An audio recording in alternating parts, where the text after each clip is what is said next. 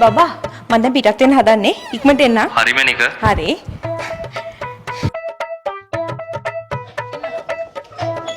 ආනේ දුවේ ඔයත් මං වගේම ඇඳලා තියෙන්නේ. මට හරිය ආඩම්බරයි. මේ වගේ තරුණ වයසේ අයත් මාව ෆලෝ කරනවා කියලා හිතුනහම. යන්න. මම මේක ගත්තේ හොඳ තැනක ඉන්නේ.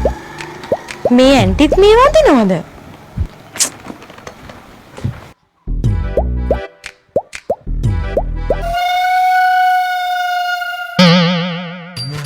ෂොපු මේක මාර කරුමයක් නේ.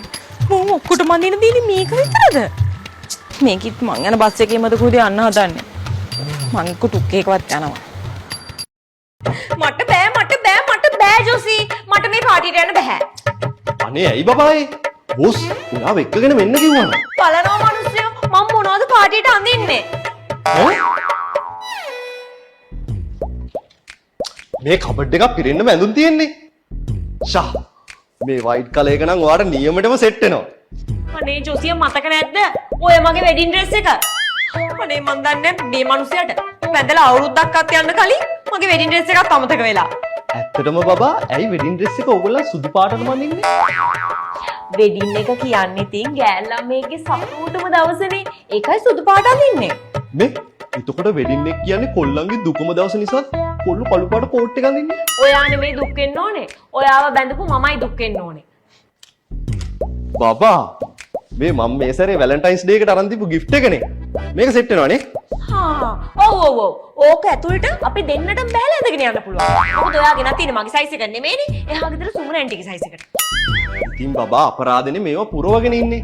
අපි සුමනන්ට දෙමුකෝ. නෑ ඕනේ නෑ. ඕක සීතල දවසට පොරවන්න ගන්න පුළුවන්. ඕක තියන්න. බබා ඕක මම පාටි දෙකකටම ඇඳලා තිනවා ගිය අවුරුද්දේ. බබා මේක ඕක ඇඳලා මම මහතට පේනවා. බබා මේක ඕක නයිට් ඩ්‍රෙස් එකක් නැත්තෝ.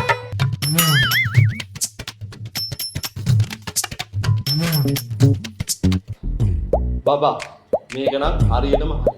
ඕක ඔයා ඇඳගෙන පාටියට යන්න. මම නම් එන්නේ නෑ. අනේ බබා එහෙම කියන්න එපා. පාටි එකට ඔයා යන්නම ඕනේ.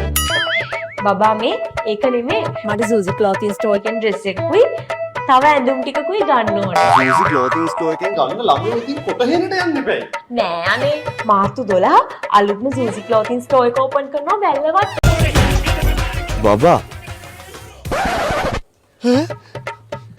ඔයා කොහොමද මෙච්චර කොටට ඇදගෙන ඔහොම පාර යන්නේ? අනේ මේ ජොසියා මේක තමයි දැන් රැල්ල. මම රැල්ලට බය නම් වැල්ල ගෙවල් හදන්නේ නෑනේ.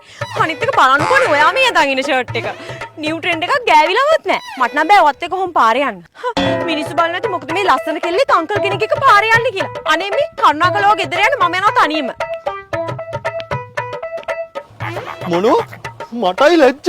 මෙහෙම කොටට ඇඳගත්ත කෙල්ලෙක් එක්ක පාර යන්න.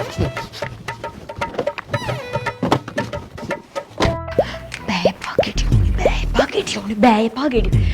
අම්මේ මේ මං යනවා පොල් මිල අඩු කරන්න කියලා බල කරන පිකට් එකකට. උඹට පිස්සුද බං? ඔයගෙන් ගුටි කාලා එන්නද? හම්මි දැන් බෙල්ල ගහලා ගියත් රැල්ල තියෙන එතන. එතෙන්ට ගිහින් බෝඩ් එකක් අල්ල FB live එකක් එන්න කියලා මගේ ෆෑන්ස් ඉල්ල හිටියේ.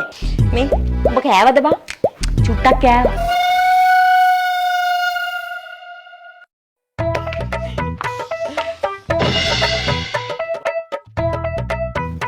බබා මං ඔයාට කෝල් කරලා බැරිම තැන තමයි ගෙදරට ආවේ. අනේ සෝරි ජෝසියා මම ෆිල්ම් එකක් බලන්න හිටියේ. මේ දවස්වල අලුත්ම රැල්ල අර මින්නලේ කියන සින්දුව දෙන ෆිල්ම් එකනේ. හරිම ලස්සනයි.